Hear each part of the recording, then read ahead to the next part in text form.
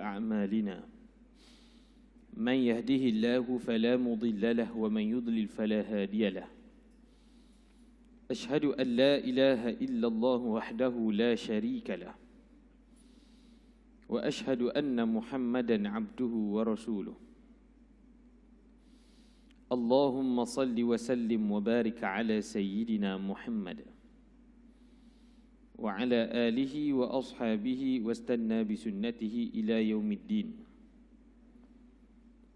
سبحانك لا علم لنا إلا ما علمتنا إنك أنت العليم الحكيم رب اشرح لي صدري ويسر لي أمري واحلل عقدة من لساني يفقه قولي لا حول ولا قوة إلا بالله العلي العظيم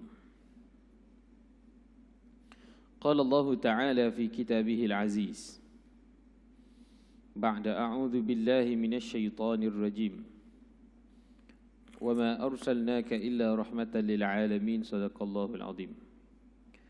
Alhamdulillah, kita panjatkan syukur pada Allah Subhanahu wa taala pada pagi hari yang ke-24 ya.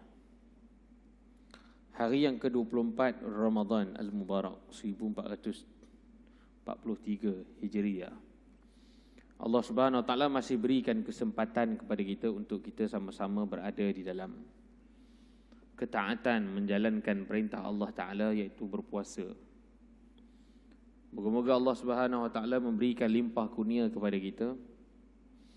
Moga-moga Allah taala berikan kurniaan untuk terus istiqamah melaksanakan ibadah sehingga ke penghujung usia kita. Bukan sekadar kita mengabdikan diri pada Allah tertentu di dalam Ramadan, tetapi Ramadan adalah pembuka kunci untuk memastikan istiqamah kita dalam melaksanakan ketaatan ini berterusan dalam bulan-bulan yang lain. Kerana itu, apa kata ulama berhubung dengan perhambaan diri dalam Ramadan ini?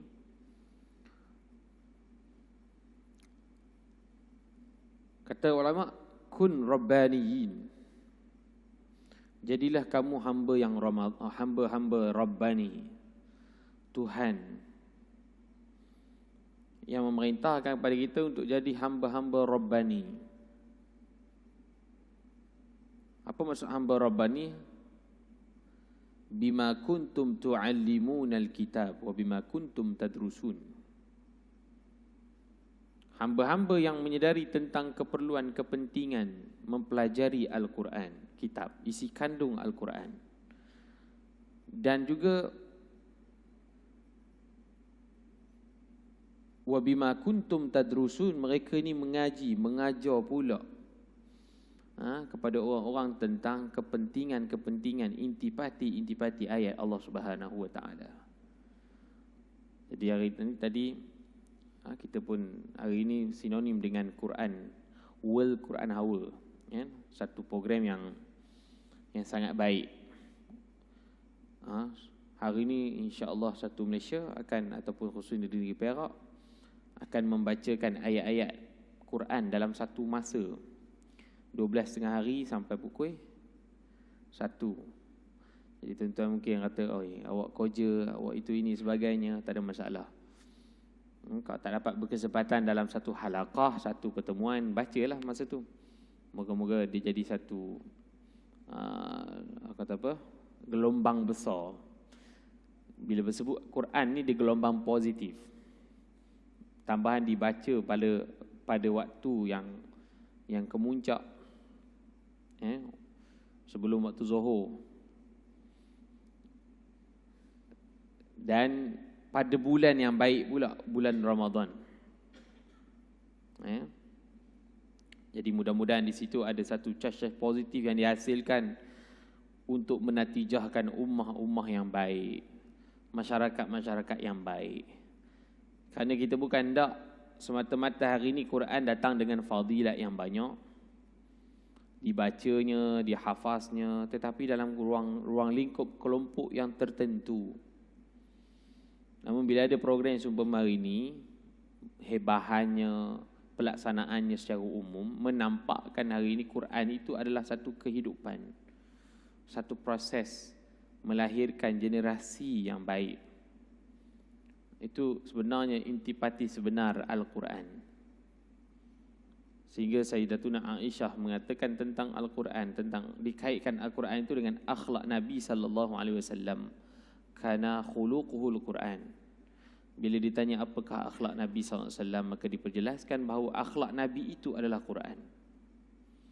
Sehingga diletakkan analogi bagaimana Nabi ini terbentuk syakhsiahnya itu apabila pensyariatan datang di dalam Quran. Diperincikan setiap genap, setiap sudut Al-Quran itu apa dia?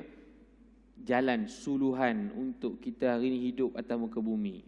Syariat, kerja buat, af'alul mukallafin, perbuatan-perbuatan orang yang Allah perintahkan melaksanakan amal ibadat. Maka tak terhad amal ibadat itu dengan maksud solat, tak terhad makna semayang, tak terhad makna puasa, tidak. Bahkan aktiviti-aktiviti harian kita hari ini dipenuhi dengan ruang-ruang ibadah yang maknanya umum.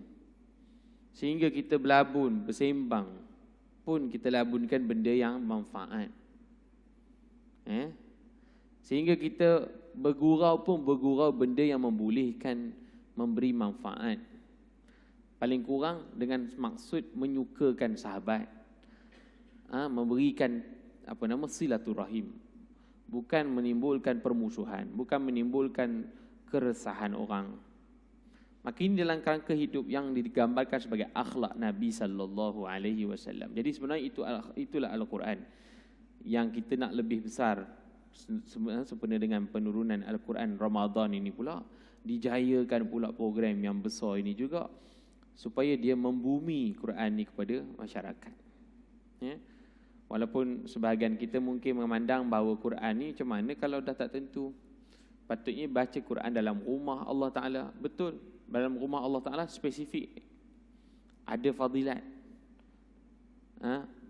Majtama'a qaumun fi baitin min buyutillah yatluna kitabullah.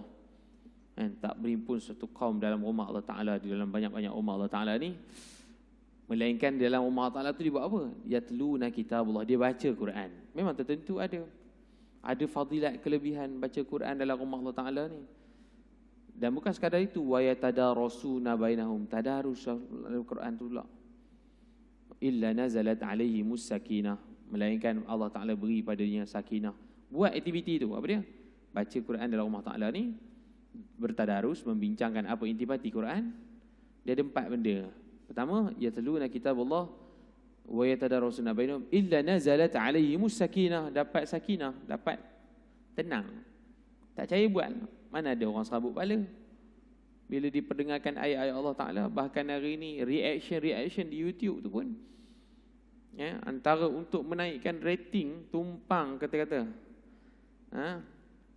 Mak Saleh dengar Masyari Al-Afasi, Tok Imam kita di Haramain, dia Abdul Rahman Sudaih dan sebagainya, untuk dapat rating tumpang. Sebab apa? Kerana yang dibaca itu Quran, ratingnya tinggi, viewnya tinggi, maka dia mereact. Wallah alam, kerja mereka semata-mata nak kejar rating, pendapatan semata, ataupun moga-moga lebih daripada itulah, hidayah lah kita harapkan. Mereka memperdengarkan ayat-ayat Quran, bukan tahu apa, beriman pun tidak, just diperdengarkan saja, memberi kesan langsung kepada telinga dan hati di kalangan orang-orang yang belum Islam. Ini orang kata apa? Berkat Al-Quran. Berkat Al-Quran. Jadi menenangkan, nazalat alaihimus sakinah wa ghasyiyatuhumur rahmah. Allah beri rahmat pula. Tanda kasih sayang, belas kasihan, hidup sempurna rasa. Hidup tu rasa dilindungi saja. Wa haffathumul malaikah, para malaikat memayungi. Kita hari ni banyak didedahkan maksud malaikat payung. Sejuk ke bumi ni kalau malaikat payung? Maksud payungan malaikat ni, maksudnya malaikat mohon ampun bagi pihak kita.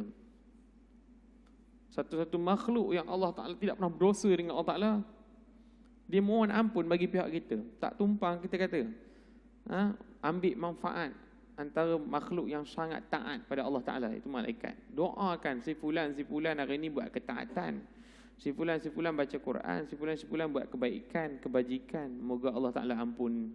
Moga Allah Ta'ala beri kelebihan pada dia. Malaikat yang tolong doa. Wa dzakarahumullahu fi man indah, yang keempat. Sebut-sebut pula si fulan ni baik, si fulan ni ini, si fulan ni. Siapa sebut? Di kalangan makhluk Allah yang terpuji. Para malaikat. Maka ini tertentu bila mana baca Quran dalam rumah Allah Ta'ala tu kelebihan yang tersendiri. Tetapi membumikan Quran itu lebih besar lah peranan dia. Sehingga kita generasi-generasi akan datang meletakkan Al-Quran ini bukan sekadar medium bacaan tetapi perlu diteliti dan dihayati. Bahkan sampai satu tahap nanti Quran ini adalah solusi ke penyelesaian kehidupan. Solusi ataupun penyelesaian kehidupan. Yang hari ini mungkin kita rasakan bahawa tidak realiti keberadaan Quran melainkan fadilat yang kita hari ini baca. Jumaat lah, dalam solat lah, tarawih lah. Sehingga hari ini komponen kehidupan ni kalau tak guna Quran rasa macam tak fleksibel. Tu wal-iyazubillah. Sebab apa? Bukan sebab isu tak ada penyelesaian tuntas tetapi ilmu kita yang kurang. Ilmu kita yang terhad untuk memastikan bahawa kita hari ini beriman dengan Al-Quran sebenar-benar iman. Okey? Jadi itu sambutlah sebenarnya tema kita hari ini yang pelaksanaan World Quran Hour. Program tu kan. Jadi baguslah Quran tu. Sifat program tu 12 sampai pukul 1 hari. Tak dan di rumah, tak ada masjid, tak ada surau, bacalah masing-masing. Insya-Allah kita nak lahirkan gelombang-gelombang positif dengan suara-suara yang ramai membacakan pada satu masa yang tertentu pada tengah hari ini. Insya-Allah Baik, pada pagi ini ingatkan saya nak cadang untuk kita buat penghayatan doa kunut. Kita hari ini berdoa kunut di sisi mazhab Syafi'i, kita mengamal kunut dalam subuh. Al-Imam Ali karamallahu wajhah dalam meriwayatkan sebuah hadis antara Nabi tidak pernah tinggal doa kunut pada 16 Ramadan yang terakhir. Apa signifikan doa kunut tu dibaca? Sehingga dalam mazhab Syafi'i walaupun tidak majoriti para ulama, khususnya ulama mazhab meletakkan subuh tu ada kunut, tapi tak apa tu isu khilafiyah, isu perbandingan atau perbezaan pendapat. Tetapi alhasil kesimpulannya doa kunut ni peri pentingnya, nilaiannya besar. Ada pula kita dengar sebahagian imam baca yang memimpin kunut tu, sebahagian dibaca kuat, sebahagian dibaca pelan. Apa kaedah macam tu? Kenapa signifikan kuat yang pelan tu? Jadi kita ada sempat kita tengok apa penghayatan kita ambil sikit sehingga pukul 7 lebih sikit lah. Syuruk kita berhenti. Jadi bila sebut tentang kunut, okey, tengok lafaz kunut Saya kena rujuk teks kunut juga. Kadang-kadang tak sampai. Kadang dah baca hari-hari pun tertukar lagi. Okey, tertukar lagi kunut tu. Baik. Lafaz kunut ini bila kita renungkan pembacaannya, contoh kita ambil Allahumma hdini fi man hadait. Ya, Allahumma hdini fi man hadait. Okey? Apa maksudnya? Ya Allah ya Tuhanku. Kalau kita baca seorang-seorang Allahumma hdini lah, tapi kalau kita baca secara ramai-ramai Allahumma hdina. Bila sebut Allahumma di depan, ni lafaz doa. Ni lafaz doa. Sebab itu munasabah kita ada di belakang tu, amin, sebab dia doa. Dan tertentu kunut lafaznya semua bukan doa sampai habis. Bukan semua doa. Bukan semua doa. Sebab itu lafaz Allahumma hdini fi man hadait, wa afini fi man afait, wa tawallani fi man tawallait, wa barik li fi ma a'tait, wa qini bi rahmatika syarra ma qadait. Lepas itu fa innaka taqdi pelan, pakai pelan baca. Imam yang pelan. Dan kita pun sama-sama menyambut bacaan ketika itu. Kerana elemen yang pertama tadi dipanggil doa. Bila doa, amin lah, amin. Ya Allah, sekian maksud nanti kita uraikan. Maka sampai fa innaka taqdi wa la yuqda alaik. Maka sesungguhnya engkau wahai Allah Taala taqdi, yang menentukan, wa la yuqda alaik, ataupun yang berkuasa tidak lagi dikuasakan atas sesuatu oleh Allah Taala. Maka yang ni dia bukan lagi maksud doa, tapi dia adalah as-sana, pujian. Puji. Lafazkan pujian. Sebab itu kita masabah kita tak amin. Yang puji itu kita sambut sama-sama pujian. Lafaz tu diungkap sama-sama, dibaca sama-sama secara pelan. Ini bukanlah, walaupun dia bukan satu sunnah yang mengikat. Tetapi ulama Nusantara yang melaksanakan benda ni khusus kita tak jumpa lah. Kalau di Mekah tu kita jarang lah jumpa menjadi kaedah pembacaan qunut tu sebagai satu asas solat subuh. Tetapi ulama-ulama dulu terbimbing, para asatizah kita dulu fahamnya macam tu.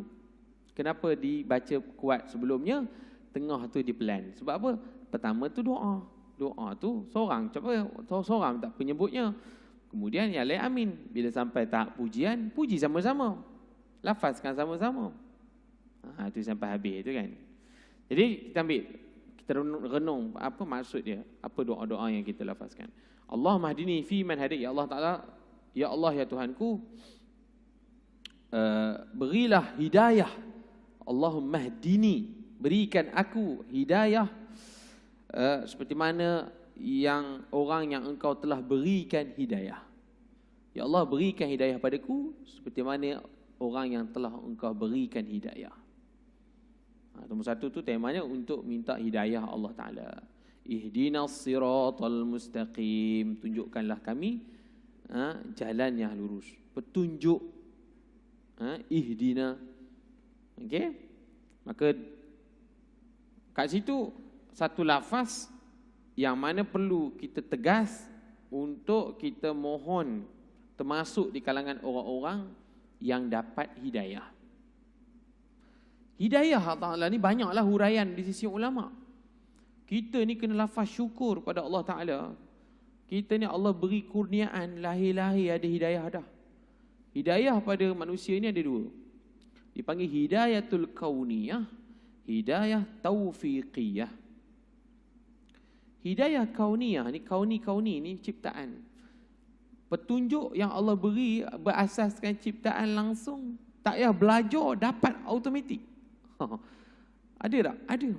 Seumpama budak kecil yang baru lahir, memberi petunjuk, perkabaran, pemberitahuan, maklumat kepada mak dia tanpa sebelum tu dia ajar apa-apa sesuatu. Deliver daripada perut ni, sambut-sambut ni, ilmu yang dia dapat, petunjuk yang diperoleh untuk mak apak ni, dengan satu je keadaan apa dia? Budak tu toyak aja. Nangis aja. Bila nangis aja, banyak isyarat sampai mak ayah. Oh lapar. Nangis lagi. Oh ngantuk. Nangis lagi. Oh kembung. Semua tahu. Budak tu hanya tahu satu ilmu je. Ilmu dia nangis je. Maka isyarat kepada nangis tu, tahu mak apaknya yang menguruskan anak sehingga budak tu besar. Tanpa perlu belajar. Ini kerja Allah Ta'ala, ilmu dia. Kita manusia terhad. Kalau kita bina satu generasi budak, ambil budak daripada kecil, tinggal ada tak kita tak dorong apa-apa ilmu kat dia, kita biar dia kat situ. Dapat tak kita bina generasi yang kita hendak? Lahir macam mana yang kita expect dia nak jadi orang besar, orang yang hebat dan sebagainya. Tapi dengan ilmu Allah Ta'ala, budak yang baru lahir ni pun kita tak ada bagi apa-apa. Kalau bagi tahu apa pun dia tak heran. Kita buat ajar lah macam cakap dah, bisik di telinga lah, apalah kan. Tapi budak tu, dengan tak cakapnya, dengan tak apa, dengan nangis tu saja, dia dah sampaikan isyarat kepada orang yang jaga dia tu, dah boleh faham pula tu. Oh berak ke? Nangis nada tu tapi tahu semua. Berak lah, kencing lah, sakit perut lah, lapar lah. Itu kerja hidayatul kauniyah. Di sebalik penciptaan Allah Ta'ala kepada makhluk itu, Allah telah curahkan beberapa petunjuk yang beri padan untuk manusia ni usaha sekadar yang boleh untuk pastikan kita ni boleh survive hidup. Petunjuk-petunjuk tu boleh survive hidup. Itu satu. Tetapi bukan sampai selama-lama budak tu. Kerja Allah Ta'ala tu juga. Bila sampai certain umur 2 tahun. Walau kita nampak dah berakal sikit, tetapi asas berakal itulah kita kena lebih mencabar. Sebab apa? Kena dorong, kena didik dia lebih lagi. Sebab apa? Kat situlah dia panggil hidayatut taufiqiyah. Iaitu kena bagi jalan, guide. Kena bagi guide. Taufiq. Sebab tu hari ni bila kita sebut, moga-moga Allah beri petunjuk dan hidayah. Hidayah bentuk apa? Taufik dan hidayah. Kenapa kita dahulukan taufik? Sebab taufik ni, asas hidayah ni, asas. Kita lahir-lahir pun Allah dah beri lah petunjuk-petunjuk tertentu. Tetapi bukan straight. Kalau selamanya kita memperoleh hidayah Allah Ta'ala, tetapi tidak ada guide sampai sudah, sesat. Macam ni orang tanya pada kita contoh. Tanya saya, tahu Kuala Lumpur? Tahu, semalam banjir. Orang cerita tahu. Pergilah tempat banjir tu. Jadi, kalau tak ada petunjuk yang bawa kita, petunjuk tu maklumat. Tapi nak guide, area mana? Di mana lengkor orang tempat banjir tu? Di mana isi sungai apa? Maka nak pergi hala ke situ yang kita tidak ada maklumat. Maka yang pandu kita apa? Maps. So maps itu isyarat kepada taufik. Orang hala kita beritahu, ikut jalan ni, itu taufik. Signboard tu taufik. Kuala Lumpur tahu. Tanya budak kecil tahu Kuala Lumpur, tahu ibu negara, dia belajar. Tapi suruh dia pergi, tak pergi, tak tahu jalan. Jadi jalan itu dipanggil, kaedah membawa kepada matlamat itu, hala tuju itu dipanggil taufik. Jadi hari ini orang banyak memperoleh hidayah, bersyukur pada Allah Ta'ala dilahirkan memperoleh hidayah Allah. Tapi tak semesti dia selamat dengan bimbingan taufik. Bolehlah dapat hidayah kauniyah yang Allah beri pada dia. Sebab itu hari ini satu rahmat terbesar. Walau tanpa bimbingan apa-apa, insya-Allah orang ni hidup. Sebab Allah sudah pun mencurahkan hidayatul kauniyah.